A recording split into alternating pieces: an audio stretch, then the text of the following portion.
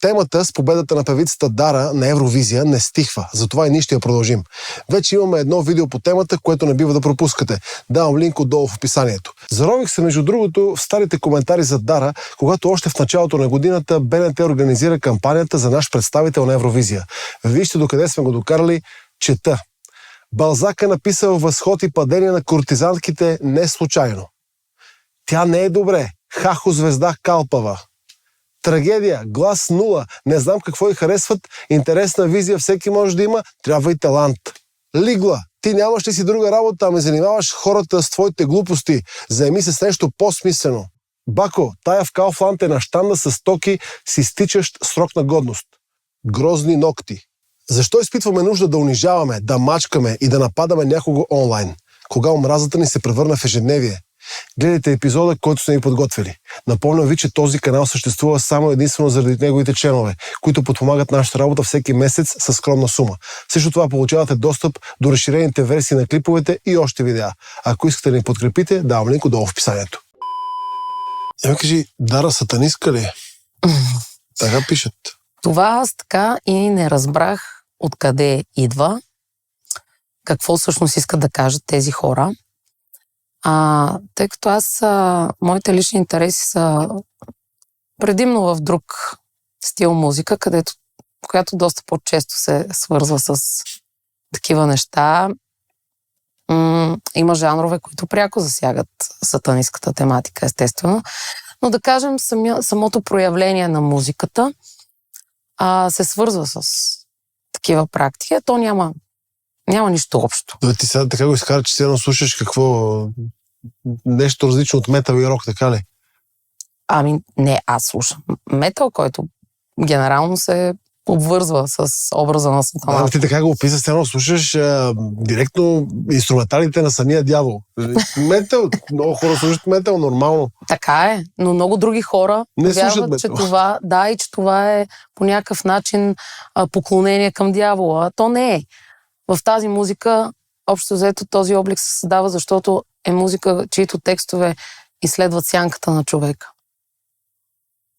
Не става дума тук за никакви ангели и демони. Когато в една песен се представя образа на демон, на ангел, това обикновено изразява вътрешната борба на човека, защото всеки един от нас има в себе си светлина, има и сянка. И това да отхвърляш едната страна от себе си е конфликт. И то не е адекватно.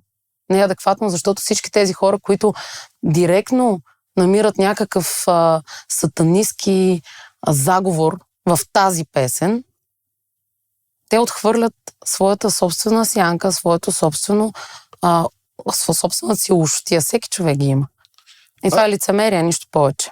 И искам също да питам Васил Найденов какво го правим. Цитирам, 7 пъти молих се на Бога, 7 пъти в дявола се вричах. Къде отиваме? Могат критиците в тази посока да се изкажат, могат да напишат есе по темата, няма никакъв проблем. Какво правиме?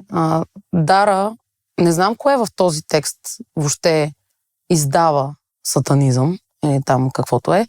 Може би, че тя казва, че е ангел и демон.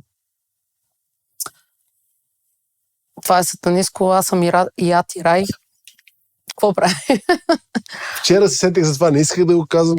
Това е нещо, което мрежата в момента също поставя във всякакви коментари, във всякакви постове. Значи това е сатанизъм, когато кючеците се въртат на Асамият и Рай, няма проблем. Ама те се въртат тия кючеци не само на Слави Трифонов, те се въртат и на други музики и въобще тези, които пишат, че нещо е сатанинско, пък Бога липсва, сигурно бият и жените си. Естествено, най-вероятно да. Това вече е диаболично, със сигурност. Ама те хората са всякакви. Всеки един човек има и добро и зло в себе си. Нашата работа в този живот е да намерим баланса между двете. Не да отричаме едното.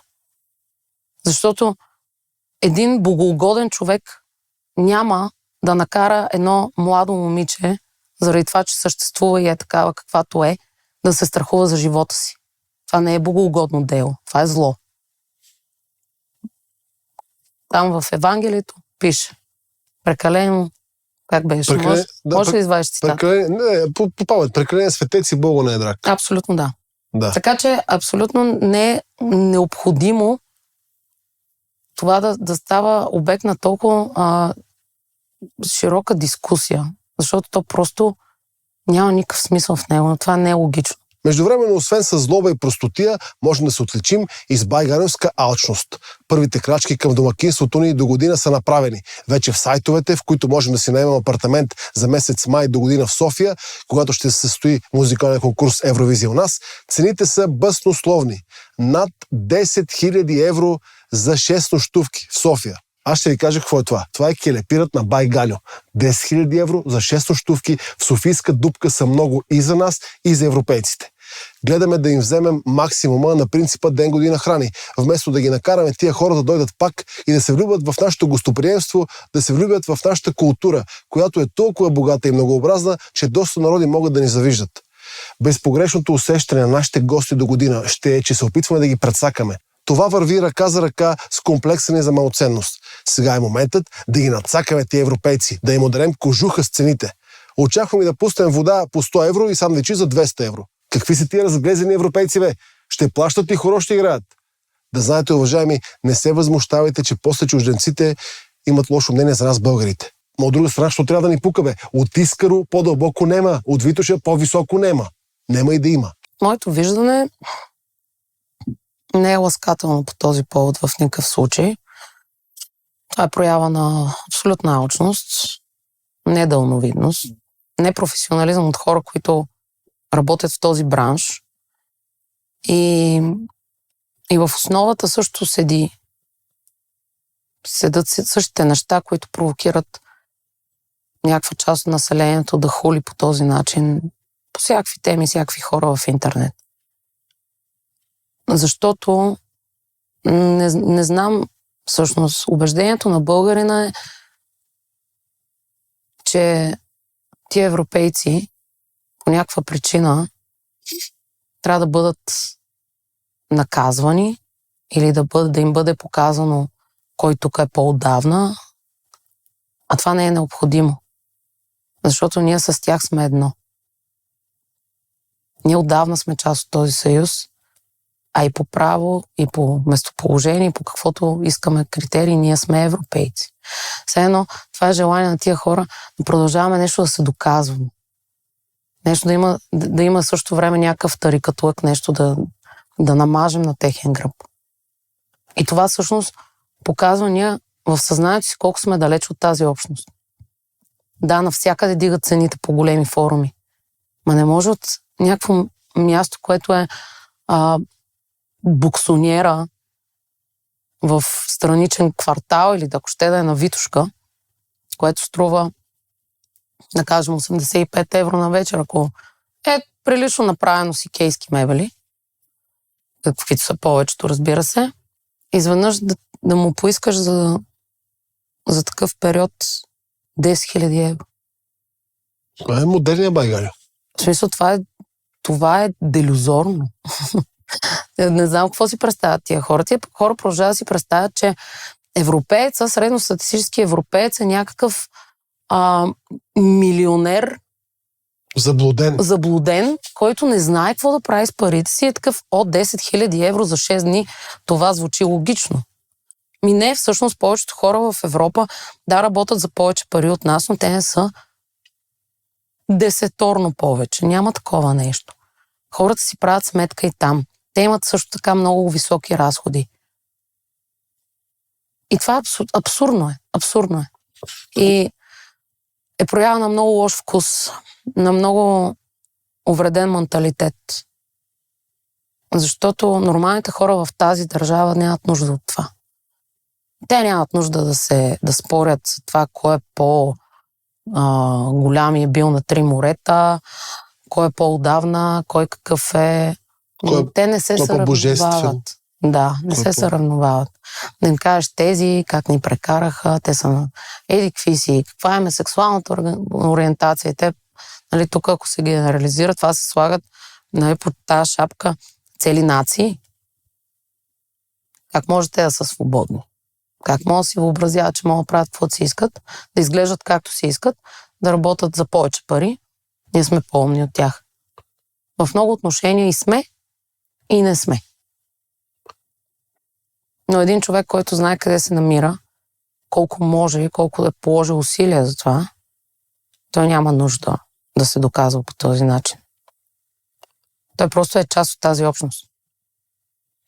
Хитростта някакси е основно качество и щом си хитър, значи добре. Хитър Петър, нали? То с народния фолклор знаем. Бай Ганьо също. Това, което го учи в училище с децата, те го виждат всеки ден. Ма ние не можем да излезем от образа на този фолклор. И изпускаме, че това са негативни образи. Те не са създадени за да служат за пример. Не са създадени за да бъдат възхвалявани, не. Напротив, това е нещо, което трябва да е към днешна дата просто част от фолклора. Някога някаква тенденция, която е била част от общата характеристика на масата преди години. Но тя си е с пълна сила си важи. Много е тъжно, че толкова отдавна Алеко е казал, европейци сме ни, но все не сме до там. Ето го, пример. Това е. Друго интересно покрай темата за победата ни на Евровизия е това как сега всеки гледа да се оттърка в славата на Дара. Естествено, мне грех не встать под флаг моей малой родины Болгарии, с которой меня так много связывает, с которой я начался мой путь болгарских песен. Естественно, когда ко мне обратилось болгарское телевидение с просьбой, так скажем, поддержать Болгарию в этом году, я не мог себе отказать в удовольствии. И хотя мое появление на самом конкурсе, наверное, вызвало нездоровый, как казалось бы, интерес. И на самом конкурсе, и в нашей стране меня, наверное, не так поняли. Хотя эта музыка не имеет границ, политики, но тем не менее. Но поэтому мы начали подготовку, выбрали певицу, начали готовить к национальному болгарскому отбору. Замечательная певица, она когда-то выиграла проект «Голос». На наш взгляд, молодая, но у нее была одна проблема, у нее не было хита. Вот так бывает. И голос, внешность, танцует, но хита не было. Но мы увидели в ней потенциал. Я увидел то, что она дива, такая может быть дивой. И поставили на нее, она выиграла национальный отбор среди всех, а потом пошел... Може да извадиш жлъчта от хората, завистта и неудовлетворението от тях. Това единствено те могат да направят. Ние не можем да го направим. Ако искат. Ако искат. Ако искат. Така че всичко е наред. Много ти благодаря за това участие, беше много приятно. Така, още тези дни те усетих, че искаш да направим такава тема и... Да, искрено се разстроих и дори не мога да кажа какво точно изживях и усетих, но има огромна доза разочарование и неразбиране. И в същото време аз знам, че тия неща са така и тия явления са така. Просто не очаквах отзвука да е такъв. И това е ужасно и цинично. И в същото време вече много хора се радват на тази победа. Да. Така че спечелихме Евровизия, спечелихме също така домакинството на Джирото. Надяваме се, че ще спечелим още много неща. Имаме място в Букър. Пускаме апартаментите по 20 000 евро. Пускаме апартаментите по 20 000 пари, евро. така че да сме живи. Ами не, тези хора няма да спечелят най-вероятно абсолютно нищо и апартаментите им ще седат свободни. Това е нещо, което им пожелавам също така. Тъй като за да бъдем част от Европа и да вземем своето изконно място там, ние не трябва да сме толкова дребни души. Защото тук имаме две позиции, в които може да взривим туризма си. А ние ще го унищожим от раз. Защото може да си представите какво ще стане до година, когато апартаментите, хотелски стаи и каквото там са по 15-20 хиляди евро, когато дойдат таксиджиите, копърките на летището и му вземат за 2 км 150 евро. И всичкото това, което... Това без да е седнал да яде европеец. Без да е седнал да яде. Ще ги загубим завинаги отново и отново ние ще сме провинциалистите на Европа. И това ще е справо. Това ще е с право. Ще ходят хора, които развяват знамена на някакви фракции, политически патриотични организации, които ще гледат кой е по-така евро хомосексуален, кой не е. И то ще е пълен цирк. Аз лично за съжаление изпитвам притеснение. Искрено притеснение и така неудобство предварително. Може би това е страната на моя негативизъм, защото аз все пак съм от тук. И година по-рано се притесняваш. Притеснявам се жестоко. В същото време знам, че на чисто професионално ниво, като провеждане На Евровизия ние можем да го обезпечим. Имаме страхотни професионалисти в изграждането на сцени, на звук, на светлина и въобще в това, което е ентертеймента. Но се притеснявам за всичко около това. Защото това, което ще се случи в залата, то ще се случи и то ще бъде на ниво. Обаче останалата логистика и цялостното преживяване на тия хора не съм сигурна. Силно се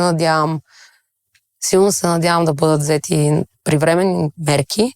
И тук, спрямо тези цени, има институции, които трябва да се сезират от сега. От сега. НАП трябва да захрани. Както и Министерство на културата, на туризма, трябва да обърнат много сериозно внимание на тези неща.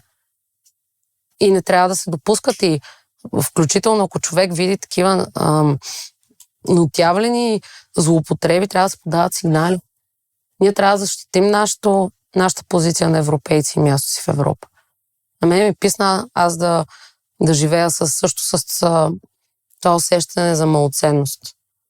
Заради други хора. Не е добре. Пак ще правим подкасти.